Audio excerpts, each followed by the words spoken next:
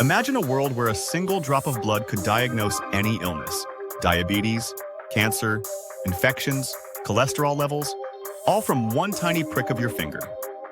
No syringes, no long waits for lab results, just instant answers.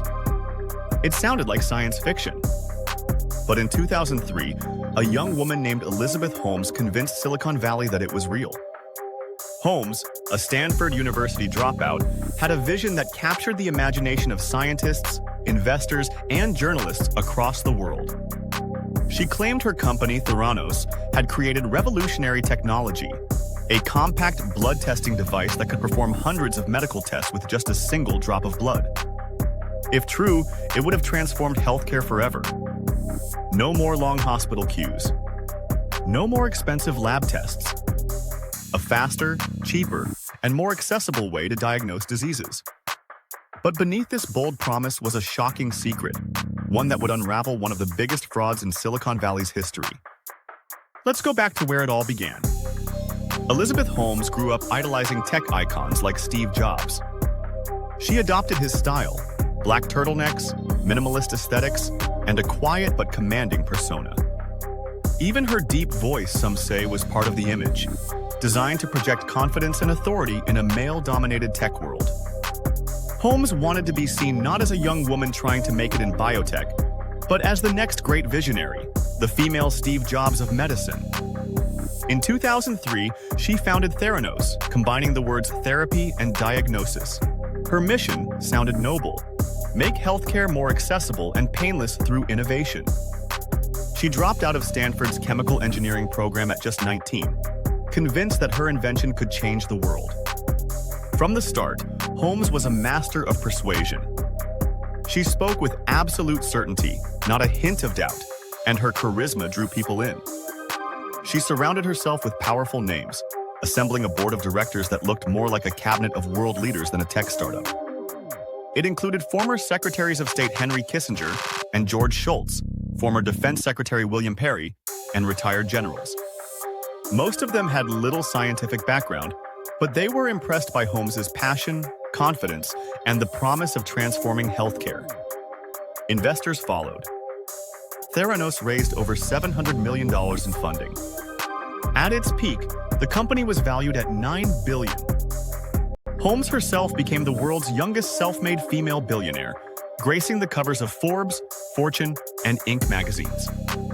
She was hailed as a genius who had cracked the code of medical innovation. But behind closed doors, things weren't as revolutionary as they seemed. Theranos' core device, called the Edison, was supposed to run hundreds of blood tests using just a few drops. But in reality, the Edison machines could barely perform a handful of tests, and those few were often wildly inaccurate. When results were off, patients received misleading information about their health. Some were told they were sick when they weren't. Others were told they were fine when they weren't. Inside the company, employees began to see red flags. Machines malfunctioned constantly. Data was manipulated to make the devices appear successful. When doctors questioned the results, Theranos brushed it off as minor errors. Holmes pushed employees relentlessly, demanding results that science simply couldn't deliver. The work culture became secretive, pressurized, and even toxic. Scientists were discouraged from asking questions. Engineers who raised concerns were sidelined or fired. Despite all this, Holmes continued to present a perfect image to the outside world. She gave interviews filled with phrases about changing the world, empowering patients, and democratizing healthcare. Her confidence was infectious. People wanted to believe her, and that desire blinded even the smartest minds in business. Theranos partnered with Walgreens to roll out blood testing centers across the U.S. Patients walked into pharmacies, gave a finger prick, and trusted that Theranos machines were doing the testing. But in truth, most of those tests weren't being run on Theranos devices at all. Instead, samples were secretly sent to traditional lab machines made by companies like Siemens. Theranos was using the very technology it claimed to have replaced. So how did Holmes keep this massive deception alive for over a decade? The answer lies in her ability to control the narrative. She carefully managed what investors, journalists, and employees could see.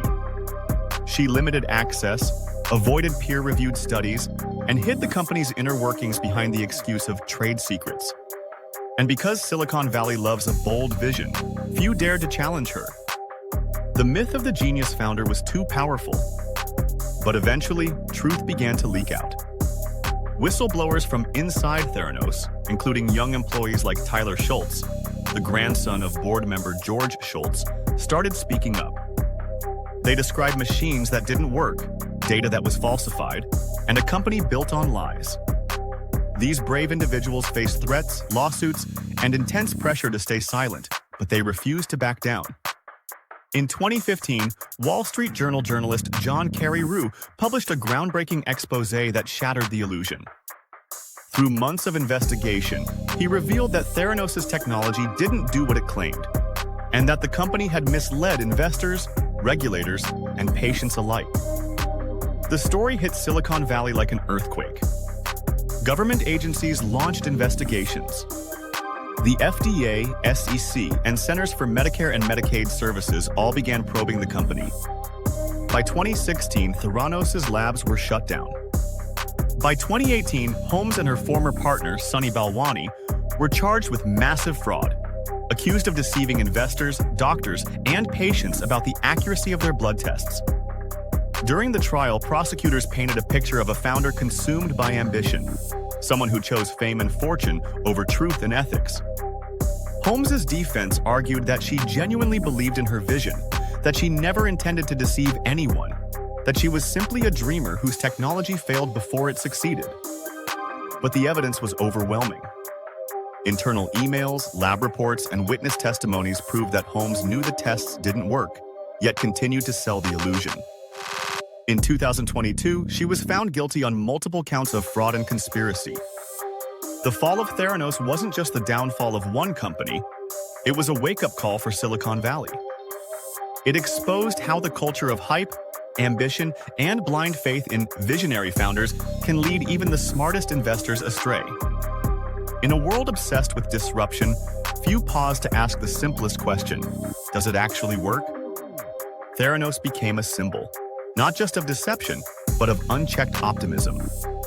It showed how charisma can overpower evidence and how storytelling can become more powerful than truth.